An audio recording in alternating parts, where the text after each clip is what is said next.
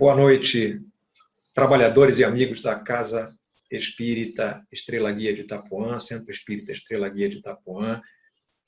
Na pessoa de Dona Valdete Muniz, gostaria de cumprimentar a todos que nos assistem na abertura da Semana Espírita, edição 2020 do Centro Espírita Estrela Guia de Itapuã, onde eu tenho ido algumas vezes, tenho feito palestras e muito me alegra participar desta Semana Espírita, juntamente com outros companheiros que me seguirão, amanhã e depois. Mas hoje, para falar sobre um tema que, a mim, pessoalmente, é muito caro, é um tema que eu gosto muito de falar sobre ele, porque, como estudioso do Espiritismo e principalmente atuando na área de estudo do Espiritismo há muito tempo, eu gosto muito de falar sobre o Livro dos Espíritos. E por duas razões, eu diria. A primeira delas é porque todas as vezes que nós falamos sobre o Livro dos Espíritos, nós prestamos uma homenagem muito justa ao nosso codificador, Allan Kardec. Essa é a primeira razão pela qual nós gostamos muito de falar do Livro dos Espíritos. E a segunda é porque o Livro dos Espíritos é a obra basilar, é a obra básica da doutrina espírita, diríamos, é o fundamento, é a base sobre a qual todo o edifício doutrinário se ergue. Daí porque a importância de falar sobre esse tema para chamar a atenção, sobretudo, das pessoas, com relação à necessidade de se estudar o Livro dos Espíritos, mas se estudar profundamente, não é só uma leitura superficial, não é só uma leitura acadêmica, no sentido de eu vou estudar o Livro dos Espíritos apenas para conhecer as suas questões ou enriquecer o meu conteúdo doutrinário em termos de informação, de conhecimento. Não, é preciso também que nós, ao estudarmos cada uma das questões, cada um dos capítulos, nós nos aprofundemos naquilo que cada resposta dos espíritos quer dizer, na sua profundidade, na sua inteireza, na sua integralidade. Então, é por isso que nós precisamos estudar o Livro dos Espíritos com muito cuidado, com muito carinho, com muita atenção, com muito rigor, com muita seriedade. Todos esses aspectos, portanto, tornam a nossa exposição desta noite, na abertura da Semana Espírita do Centro Espírita Estrela Guia de Itapuã, edição 2020, todos esses aspectos tornam a nossa exposição bastante agradável, muito interessante do ponto de vista não apenas doutrinário, mas do nosso crescimento mesmo, numa perspectiva, trabalhando dentro de uma perspectiva de crescimento, sobre aquilo que o Livro dos Espíritos pode nos trazer de enriquecimento para as nossas almas. E nós começamos a examinar o Livro dos Espíritos já na sua introdução, que não é exatamente uma introdução ao livro, à obra. Não é uma introdução à obra. Na verdade, é uma introdução ao estudo. Foi assim que Allan Kardec se reportou, escreveu, uma introdução ao estudo da doutrina espírita. Quer dizer, é mais do que uma simples introdução, é mais do que um simples prefácio, é mais do que uma simples apresentação do livro, digamos isso. Ele, na introdução do Livro dos Espíritos, Allan Kardec vai se propor a duas coisas, fundamentalmente a duas coisas. Na primeira, ele vai fazer um resumo da doutrina espírita. Na primeira parte, ele faz um resumo da doutrina espírita, explicando o que é a doutrina espírita e falando, inclusive, a respeito de terminologias novas, palavras, expressões novas que serão empregadas para não confundir com doutrinas outras, ou para que não se confunda espiritismo e espiritualismo, embora espiritismo seja um segmento do chamado espiritualismo, porque espiritualistas são todos aqueles que acreditam em algo além da matéria, e evidentemente que o espiritismo não apenas acredita, mas traz isso como uma verdade, traz a existência do espírito como uma verdade fundamental, é a base da sua doutrina. Então, não só acredita na existência de algo além da matéria, mas o espiritismo, claro, vai muito adiante, traz explicações muito bem fundamentadas, muito bem elaboradas e demonstradas sobre a existência do espírito e como esses espíritos se relacionam com os homens, com os espíritos encarnados. Quer dizer, Allan Kardec, logo no início, ele vai dizer que uma das primeiras constatações que ele fez foi reconhecer que os espíritos que se comunicavam não eram outros senão aqueles que haviam desencarnado há pouco tempo. Isso é muito importante, porque ele percebeu, não apenas na linguagem, não apenas nas expressões, na maneira como esses espíritos se comunicavam e o que eles diziam, as informações que eles traziam, né? Que não eram espíritos, nem todos eram espíritos elevados, muitos eram espíritos que ainda guardavam vícios, seus vícios, suas imperfeições, suas manias, todas aquelas características muito próprias dos espíritos encarnados. Então ele vai, logo de início, fazer essa observação que ele julgou muito importante. Por quê? Porque nem tudo que os espíritos diziam ele podia levar em conta, ele podia acreditar. Né? Quer dizer, não se tratavam todos de espíritos elevados, não é porque eram espíritos que eles estavam necessariamente falando uma verdade, trazendo uma informação verdadeira. Isso foi muito importante porque Allan Kardec, desde logo, se preveniu de todas essas armadilhas nas quais ele podia ser apanhado se ele partisse da premissa de que tudo que os espíritos falavam era verdade. Isso na introdução ele já deixa claro, inclusive fazendo na introdução ao estudo da doutrina espírita, fazendo já uma divisão das categorias desses espíritos, né? Falando sobre, né, como esses espíritos eles podem ser divididos em categorias, em classes, em ordens, embora isso ele vá tratar mais adiante, lá na escala espírita, na questão de número 100, mas aqui ele já faz, lá na introdução, ele já faz uma divisão, falando de que há espíritos que são puros, há espíritos que são imperfeitos, e há os bons espíritos, aqueles que estão numa categoria intermediária. Depois ele vai falar sobre as objeções ao espiritismo.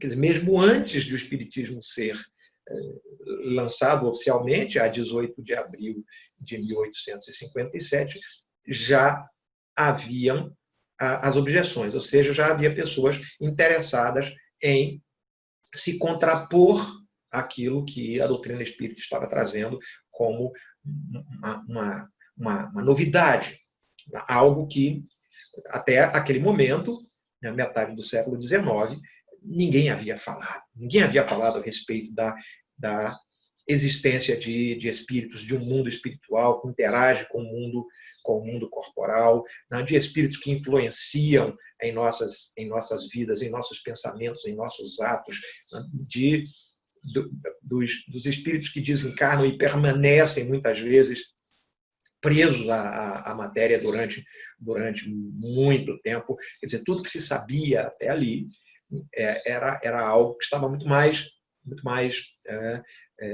vinculado às crenças, às superstições, às tradições, né? Às obsessões, às possessões, naquilo que as próprias instituições religiosas consideravam obra do demônio, né? Ou de magia.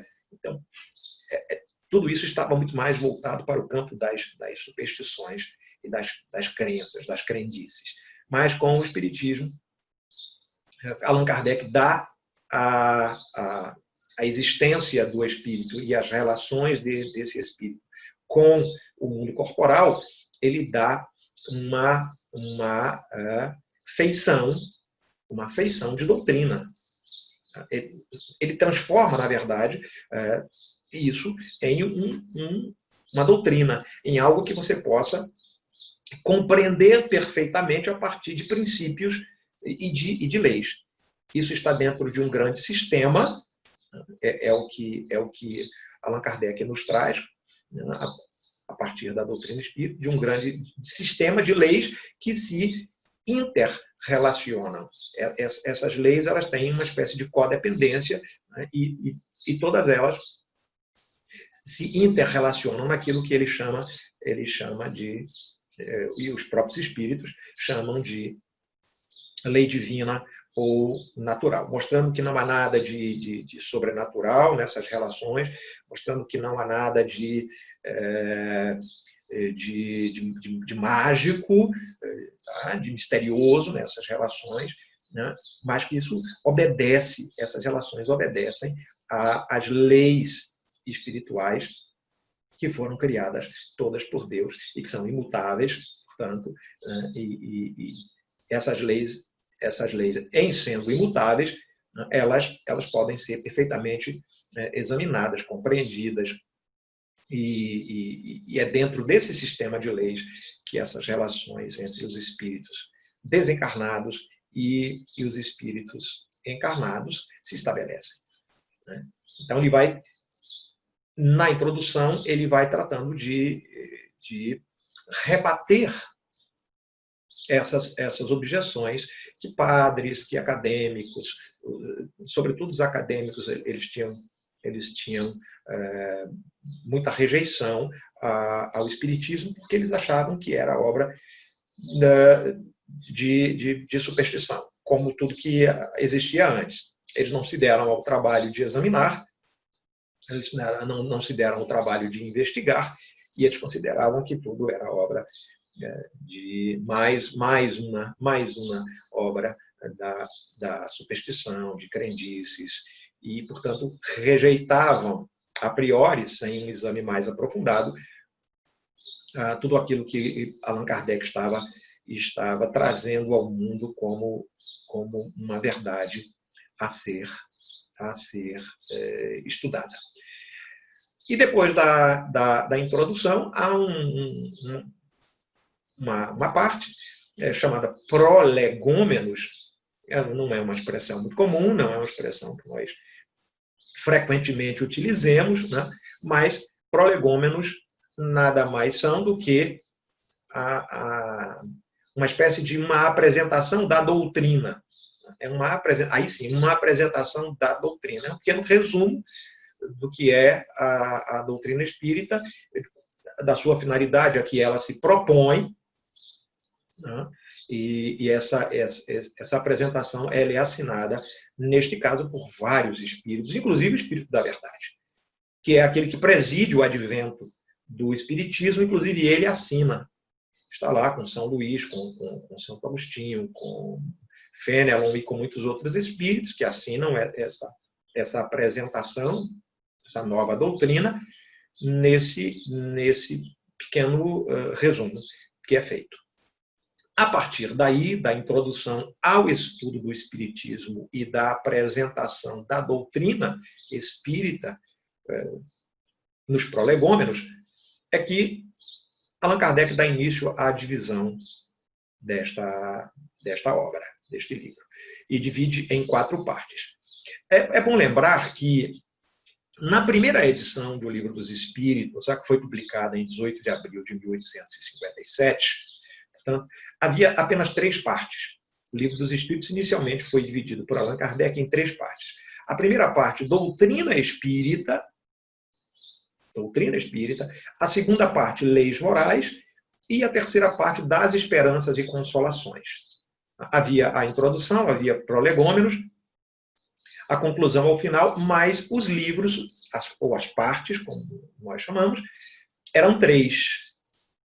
Na edição definitiva, a de 18 de março de 1860, Allan Kardec já, então, divide doutrina espírita. Essa primeira parte ele já separa em 2. A primeira, das causas primárias, e a segunda parte, do mundo espírita ou do mundo dos espíritos. As 2 outras partes, a terceira e a quarta, ele manteve. Ele manteve. Das leis morais, das esperanças e consolações. Ele manteve. O que diz essa primeira parte das causas primárias? Né? Das causas primárias. Das causas primárias, Allan Kardec vai falar, claro, primeiro sobre Deus. No capítulo 1, ele vai falar sobre Deus, sobre a existência de Deus, provas da existência de Deus.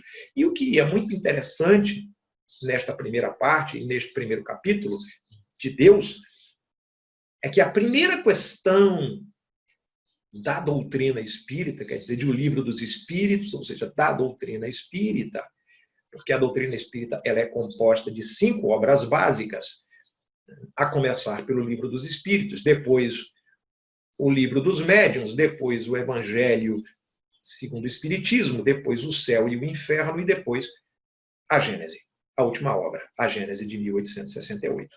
Então, essa primeira questão do Espiritismo, Allan Kardec vai fazer de uma forma muito peculiar, porque ele não vai perguntar quem é Deus.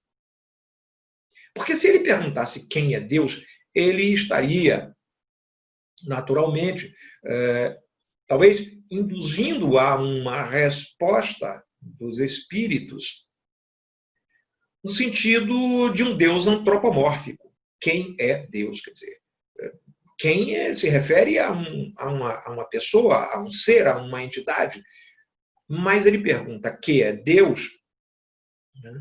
E os espíritos respondem, dão uma resposta que é bastante racional, fugindo, inclusive, àquela conceituação ou aquele Deus que nos foi apresentado por Jesus no Evangelho, na sua passagem na Terra.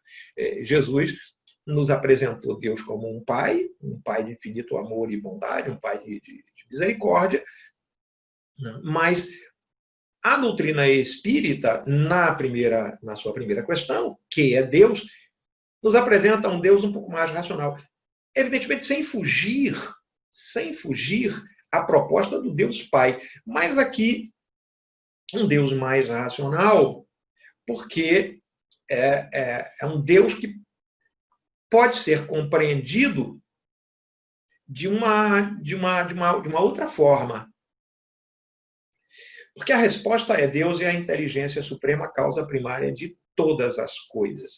Então, a compreensão dessa resposta é muito importante. Importante por quê? Porque, ao responder Deus é a inteligência suprema, causa primária de todas as coisas, os espíritos já querem, de alguma maneira, demonstrar, por meio dessa resposta, a impossibilidade de um universo sem Deus. Pela resposta, os espíritos já demonstram a impossibilidade de um universo sem Deus. E por que razão? Porque ele diz, é a inteligência suprema. Bem, os homens são seres inteligentes. Nós somos dotados de inteligência. Nós criamos coisas. Mas aquilo que nós não podemos criar, aquilo que nós não somos capazes de criar. Por exemplo, nós não somos capazes de criar nem em laboratório plantas, vegetais. Nós podemos, claro, modificá-los. Nós podemos, a partir de uma enxertia, nós podemos modificar. A partir de uma transgenia, nós podemos modificar aquele vegetal. Mas nós não podemos criar. Nós não podemos criar uma semente e fazer com que ela produza mais tarde frutos. Isso não é dado ao homem fazer. Então, quem é o autor dessa obra? Quem é o autor da natureza? Quem é o autor dos oceanos? Quem é o autor dos rios, das montanhas e de tudo o mais que existe? Quem é o autor? Quem fez as estrelas e quem fez todos os planetas e todos os mundos celestes? Né? Quer dizer, não podendo ser não podendo ser essa obra atribuída à nossa inteligência, ela terá que ser atribuída à inteligência suprema. Então, esse é o primeiro aspecto, né? Já que o nada não pode criar coisa nenhuma, seria impossível, seria ilógico, né? Você esperar que do nada possa surgir alguma coisa, né? Porque o nada é vazio absoluto. Então, como o vazio absoluto nunca existiu, e a ideia de Deus é também a ideia daquele que nunca foi criado, porque se ele tivesse sido criado, quem o criou seria o próprio Deus. Então, Deus é o criador incriado. Deus é a causa primária de todas as coisas, portanto, antes dele, nada existia. Mas como é que se pode compreender isso? Dentro de um mundo sem tempo e sem espaço. Dentro de um mundo onde o tempo é eterno. Não tem começo, não terá fim. Esse é um mistério, mas os próprios espíritos disseram que a nossa inteligência é incapaz de compreender os mistérios da criação, de como é que Deus opera, de como é que ele faz com que esse equilíbrio existente no universo seja mantido, quer dizer, não pare, ele não para, não tem começo nem fim. É uma roda sem fim. As coisas continuam funcionando o tempo todo, né? Sem que nós possamos interferir.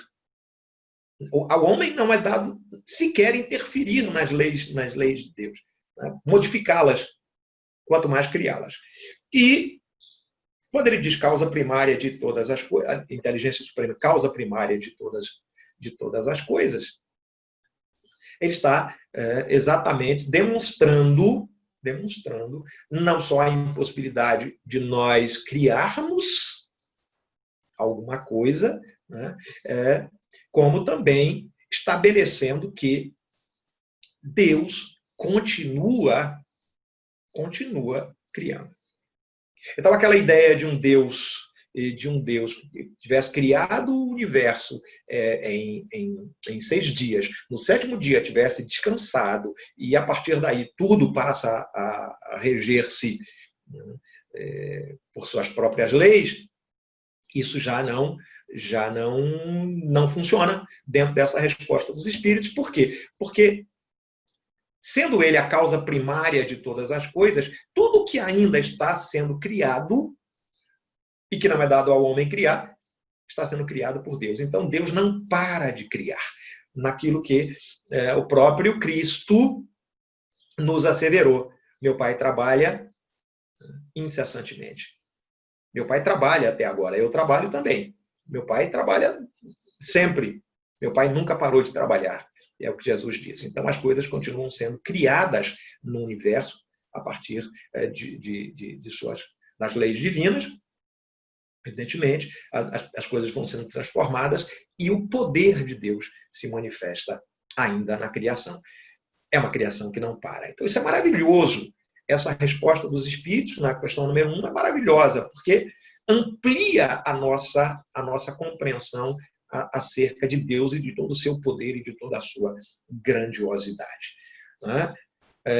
Depois Kardec vai falar dos elementos gerais do universo, espírito, matéria, colocando Deus acima dos dois, claro, porque Deus é quem os cria, Deus cria os espíritos, Deus cria a matéria.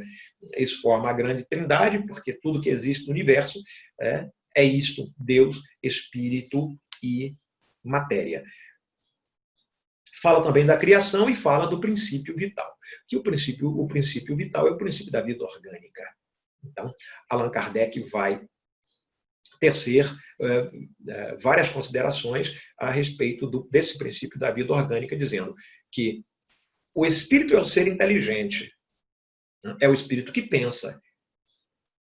E o espírito, ao pensar, ele transmite um impulso ao corpo. Mas o que dá vitalidade a esse corpo é o princípio vital, que é uma variação do fluido cósmico universal. É uma porção desse fluido cósmico universal. Demonstrando que o corpo é uma coisa e o espírito é outra. Quando os órgãos do nosso corpo material vão entrando num estado de falência, ou seja, quando nós morremos, pela falência dos órgãos, esse princípio vital, que é o tempo todo ressintetizado no nosso organismo, ele vai se esgotando até o momento em que os órgãos param de funcionar e, portanto, o fluido vital se esgota, deixando livre o espírito para retornar à dimensão espiritual. Na parte segunda, do mundo espírita ou do mundo dos espíritos, aqui uma parte muito importante, porque Allan Kardec vai interrogar os espíritos acerca de como é a vida no mundo espiritual. Por exemplo, ocupações e missões dos espíritos. O que os espíritos fazem quando estão no mundo espiritual? Por que eles encarnam? Por que reencarnam? Quais são os propósitos da nossa encarnação? Escolha de gêneros de prova, por exemplo. Como é que nós escolhemos as nossas provas? O que são expiações? Nessa volta ao mundo corporal, e o instante do desenlace, o instante da morte ou da desencarnação. É doloroso, não é doloroso, é complicado, demora muito, quanto tempo demora? Todas essas questões nos são apresentadas nessa segunda parte, que vai do capítulo 1 ao capítulo 11, começando pelo capítulo 1 dos espíritos, aqui na questão 76, que definição se pode dar dos espíritos? Os espíritos vão dizer seres inteligentes do universo. E aqui é muito importante, porque diferencia o homem de todas as outras espécies conhecidas na natureza, no nosso planeta. E é isso que Allan Kardec vai, essa diferenciação, ele vai trabalhar no último capítulo, no capítulo 11º, quando ele fala dos 3 reinos, que eu acho fantástico, porque ao falar dos 3 reinos, fazendo a diferenciação entre o que acontece no reino mineral, o que acontece no reino vegetal, o que acontece no reino animal, Allan Kardec vai dizer, mas agora existe um 4º reino, que é o reino hominal. Por quê? Porque o homem se diferencia de todo o resto. E se diferencia pela inteligência. E a inteligência, quem dá ao homem é o espírito. Quer dizer, o espírito intelectualiza a matéria no sentido de o espírito dá inteligência ao ser humano. Então, o ser humano é um conjunto. Na verdade, ele é um conjunto, né? Ele é trino ou triuno, ele é um conjunto, espírito, perispírito e matéria. E a matéria, ela não poderia, evidentemente, não poderia se manifestar no mundo material sem a presença do espírito. porque é o espírito que dá inteligência à matéria. O princípio vital dá vitalidade, né, faz com que essa matéria funcione, mas é o espírito que dá inteligência. É o espírito que por meio do livre-arbítrio, por meio da sua faculdade de pensar, é ele que faz com que esse corpo ele se expresse, se manifeste, ele atue sobre as coisas materiais, né?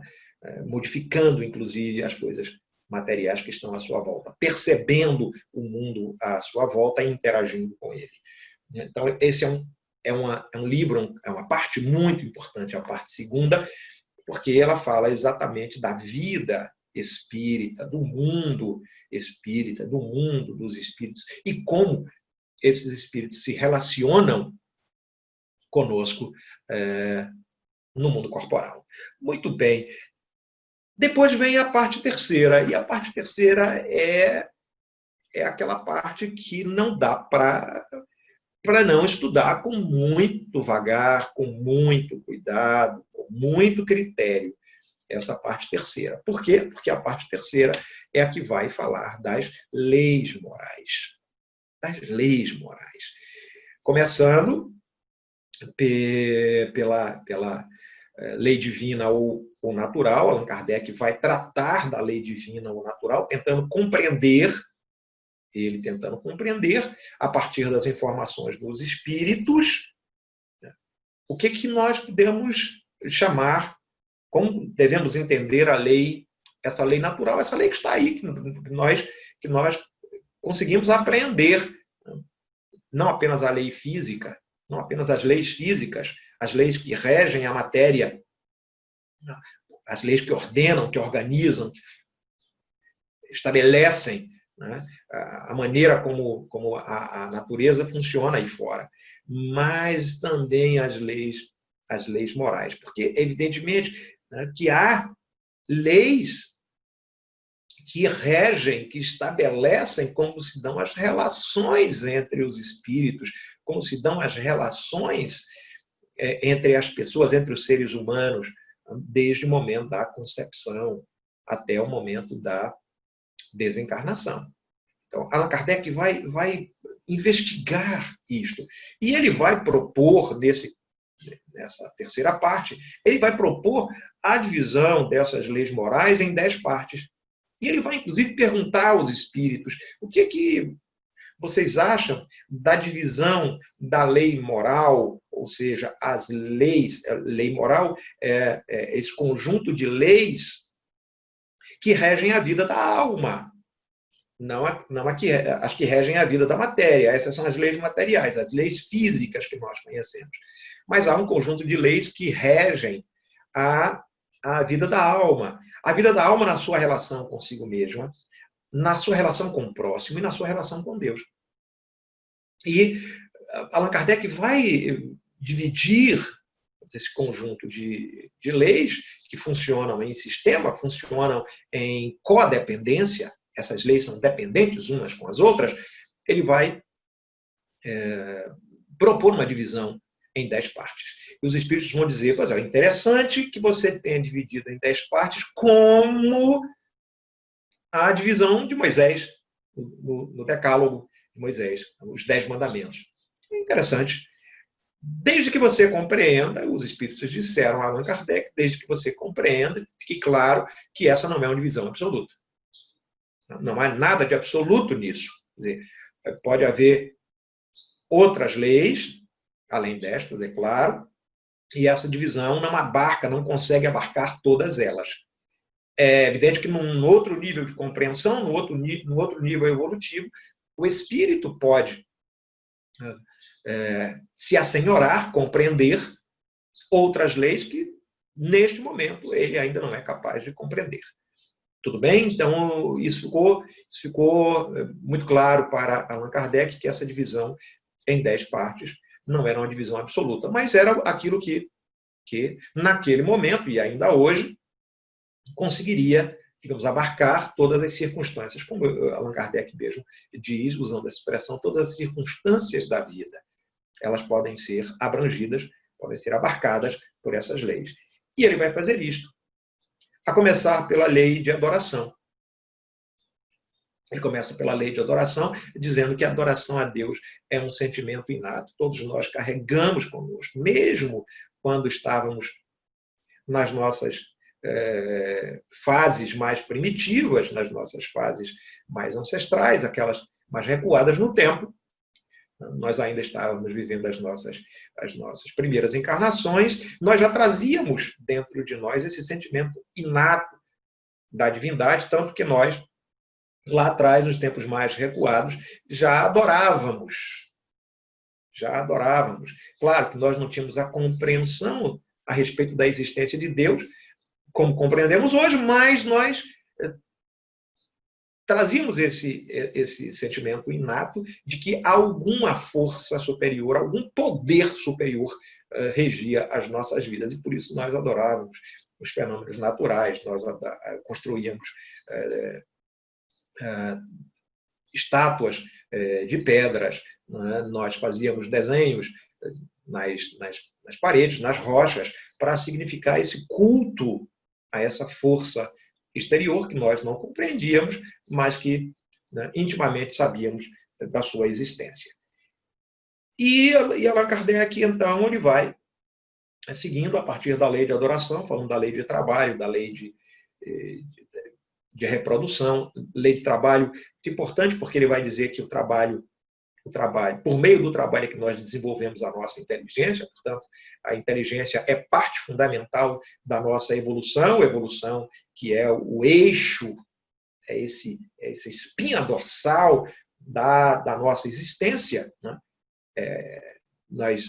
Tudo que nós fazemos, todos os nossos pensamentos, os nossos atos, as nossas palavras, elas estão, pelo menos deveriam estar voltadas para o nosso crescimento, a nossa evolução, para que nós passássemos de um estágio a outro. Isso é que quer dizer evolução, é passar de um estágio, de uma fase menos complexa para uma fase mais avançada, mais complexa, e o trabalho é fundamental para que nós desenvolvamos a nossa inteligência e, a partir do desenvolvimento da inteligência, nós possamos compreender melhor a natureza e as coisas à nossa volta, inclusive nós mesmos. A partir do desenvolvimento da nossa inteligência, é possível fazer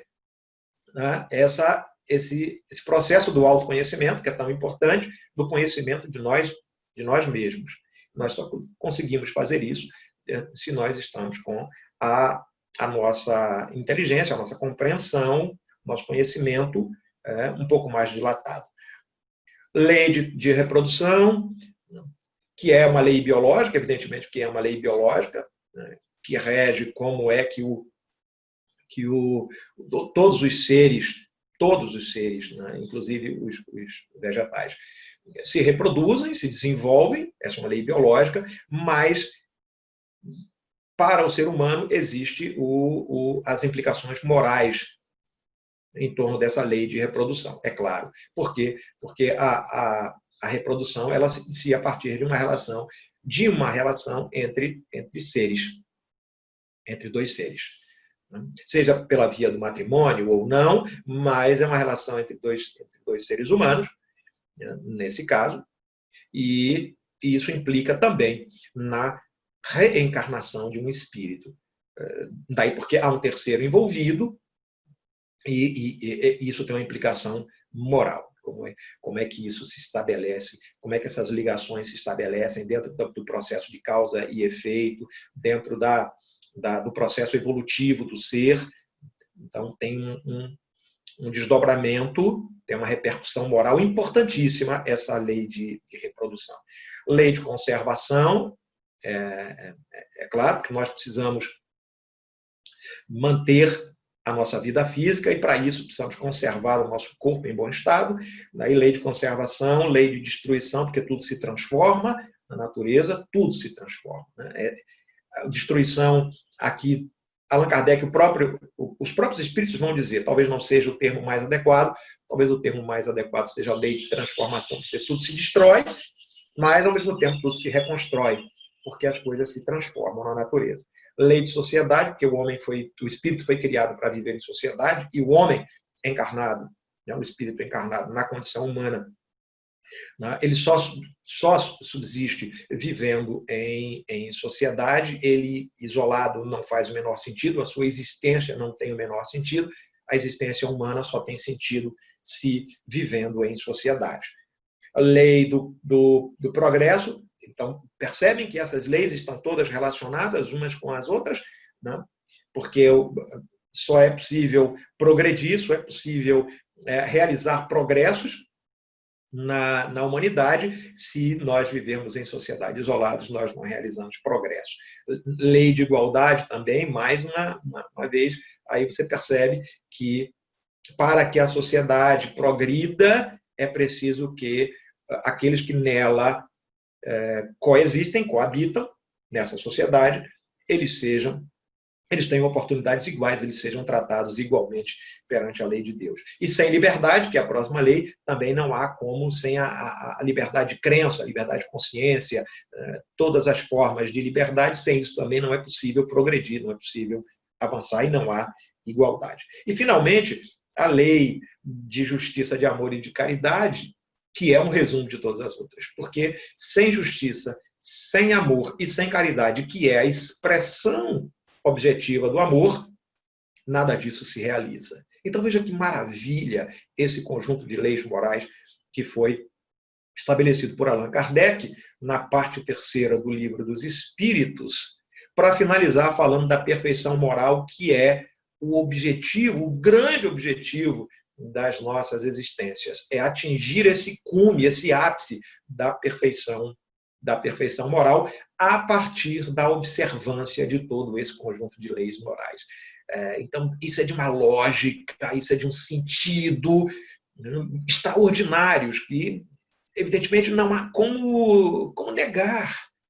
Não há como negar. E quando nós estudamos com muito cuidado essas leis morais, nós vamos perceber que somente elas são capazes de trazer a felicidade que nós almejamos, que nós aspiramos. Por isso, os Espíritos disseram que quando nos afastamos da lei de Deus, nós nos tornamos pessoas infelizes. Quando nós nos aproximamos, quando nós obedecemos às leis de Deus, ou às leis morais, nós nos aproximamos da felicidade. Nós somos mais felizes, mais realizados, mais autorrealizados. Esse é o nosso processo de autorrealização. É muito importante que, ao estudar o Livro dos Espíritos, nós sejamos capazes de nos determos com mais vagar, nos determos com mais profundidade no estudo dessas leis morais. E a quarta parte, das esperanças e consolações. Observem como há uma lógica na forma como Kardec dividiu o Livro dos Espíritos. Observe a lógica. Ele começa falando de Deus, que é o Criador incriado, que é a origem de todas as coisas, causa primária de todas as coisas, inteligência suprema. Depois ele fala da vida espírita, de como nós nos relacionamos com os espíritos, que nada mais são do que os que habitavam a Terra até pouco tempo e desencarnaram e voltam ao mundo espiritual. Depois ele fala da importância das leis morais para as nossas relações, a relação comigo mesmo, a relação com o próximo, inclusive com o próximo desencarnado, inclusive na minha relação com o espírito desencarnado. E com Deus. E depois, no final, ele vai falar das esperanças e das consolações para dizer, se nós observarmos tudo isto que foi dito anteriormente, aqui estão as recompensas. Aqui estão as nossas esperanças, as nossas consolações, os gozos. Mas há também, adverte Allan Kardec, há também aquilo que podemos chamar de punição. Punição no sentido de consequência natural dos equívocos que nós cometemos. Não é a punição imposta por Deus, como nós julgávamos ser antes do Espiritismo e dessa informação trazida por Allan Kardec de que nós estamos submetidos a um conjunto de leis. Uma dessas leis às quais estamos submetidos é a lei de causa e efeito, e que, portanto, todas as vezes que nós cometemos um equívoco por vontade, por deliberação, a consequência é aquilo que nós chamamos de castigo, que pode ser entendido como um castigo, mas que de fato não é. É a consequência natural do nosso ato equivocado, porque nós estamos submetidos a essa lei. Não é que ninguém, não é que uma entidade, não é que Deus tenha imposto isso. É que esta consequência, ela já pré-existe no próprio ato que eu cometo. Quando eu cometo um ato, aquela consequência é natural àquele ato. Ela não vai deixar de acontecer porque uma força externa vai evitar que ela aconteça. Não. Ela vai obrigatoriamente acontecer porque é da lei. Daí muitos dizerem a semeadura é livre, a colheita é obrigatória, né? Apenas para corroborar essa ideia de que, olha, nós podemos fazer qualquer coisa. Deus nos permite, por meio do livre-arbítrio, que nós façamos qualquer coisa, mas é preciso saber que qualquer coisa que façamos gera uma consequência. Se aquele ato que nós fizemos foi um ato bom, um ato voltado ao bem, um ato que pode ser enquadrado dentro da lei de justiça, de amor e de caridade, ótimo, as consequências serão maravilhosas para nós. Mas se aquilo que nós fizermos não estiver de acordo com as leis morais, não estiver de acordo com a lei de trabalho, não estiver de acordo com a lei de reprodução, com a lei de sociedade, se nós tratamos alguém de forma desigual, portanto não está de acordo com a lei de igualdade, a consequência desse ato será uma consequência, né, para nós, terá uma repercussão para nós, muitas vezes, no sentido de nos trazer um sofrimento, de trazer uma dor, expiação, que também é o processo educativo, que também é uma forma de nos educarmos, de nós nos educarmos. Se bem compreendido, a dor, o sofrimento, são formas são instrumentos dos quais Deus se utiliza para a nossa reeducação, para nos reconduzir ao caminho do bem. Daí, portanto, nessa quarta parte, é isso que Allan Kardec e os espíritos vão trazer para nós, dizendo que dependendo das nossas ações, dependendo daquilo que a gente faz, a nossa vida futura pode ser uma vida de alegrias, uma vida de gozos, de esperanças, de consolações, mas também pode ser uma vida de provas muito difíceis, de expiações, de sofrimento e de dor.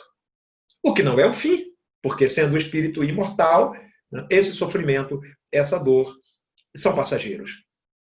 E ainda assim, dependendo da maneira como nós os enfrentamos, com coragem, com denodo, compreendendo que são necessários para a nossa reeducação, para a nossa recondução ao caminho do bem, as coisas ficam mais fáceis.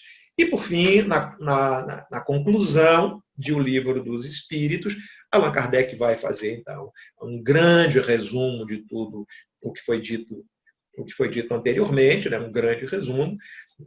É quase que um tratado que ele escreve sobre doutrina espírita, mas que vale muito a pena nós lermos com muita atenção cada parágrafo, cada linha, cada palavra que ele escreve, porque isso tem uma repercussão muito importante nas nossas vidas. O Espiritismo ele veio ao mundo na metade do século XIX, a partir desse esforço do codificador, porque foram mais de 10 anos de uma entrega absoluta do professor Rivaio, mais tarde Allan Kardec, entrega absoluta em que ele consumiu cada minuto do seu tempo para erguer essa grande obra que ele lega à humanidade, tendo o cuidado sempre de dizer nada do que está aqui é meu. É claro, É claro que muito é dele, a gente sabe disso. É claro que a organização, é claro que todo o trabalho de compilar, de analisar, de rejeitar aquilo que não era conveniente, aquilo que ele julgava que não estava sedimentado no princípio da generalidade e da concordância, dois princípios fundamentais para a gente entender a doutrina espírita. Generalidade, quer dizer, as mensagens eram trazidas por muitos médiuns em diferentes locais, chamado princípio da generalidade ou da universalidade, em muitos locais, e elas concordavam, daí o princípio da concordância. Essas mensagens, elas concordavam entre si. Se não quanto à forma, a forma podia ser diferente, as palavras, as expressões podiam ser diferentes, mas o fundo, quer dizer, o conteúdo, era concorde. Daí Allan Kardec chamar de princípio da generalidade e da concordância, isso que dá autoridade à doutrina espírita. Está no Evangelho segundo o Espiritismo, a autoridade da doutrina espírita vem exatamente daí. Não foi trazida por um único homem, não foi trazida por um único médium, é uma revelação dos espíritos sob a presidência do Espírito de verdade, mas recebeu aqui na Terra a colaboração inegável, a colaboração muito importante, inquestionável desse grande pedagogo francês, professor Hippolyte Léon Denisard Rivail, mais tarde cognominado Allan Kardec, a quem nós prestamos a nossa homenagem, por encerramento desse nosso trabalho, prestando essa homenagem a Allan Kardec, pela sua grande obra, pelo Livro dos Espíritos e por toda a doutrina espírita, que ele também codificou, organizou. Nós queremos pedir a Deus que nos abençoe, que nos ilumine, que nos cubra de bênçãos sempre, para que nós possamos ser exatamente aquilo que a doutrina espírita propõe que nós sejamos. Não? Os verdadeiros espíritas, os verdadeiros cristãos, ou seja, aqueles que serão reconhecidos pelos esforços que empregam para domar as suas más inclinações. Não é pelo número de cestas que nós distribuímos, não é pelo número de farnéis que nós distribuímos, não é pelo número de pratos de sopa que nós distribuímos, não é por nada disso, pelo número de preces ou pelo número de palestras que nós fazemos ou que nós assistimos, não. Os verdadeiros espíritas serão reconhecidos pelos esforços que empregam para domar as suas más inclinações. Nós podemos fazer tudo isso e não colocar amor. E se nós fazemos todas essas coisas, mas não colocamos amor, de nada valem essas coisas que nós fazemos. Isso é do nosso querido Paulo de Tarso. O apóstolo Paulo, falando aos Coríntios, ele vai dizer exatamente isso. E essa é a tônica de toda a doutrina espírita. Fora da caridade não há salvação. Fora da caridade não há perfeição. Nós não atingimos a perfeição se nós não conseguimos colocar amor na sua expressão mais objetiva, mais concreta em todas as coisas que nós fazemos. Meus amigos e minhas amigas do Centro Espírita Estrela Guia de Itapuã, nosso grande e caloroso abraço, que Deus abençoe a todos vocês, agora e sempre.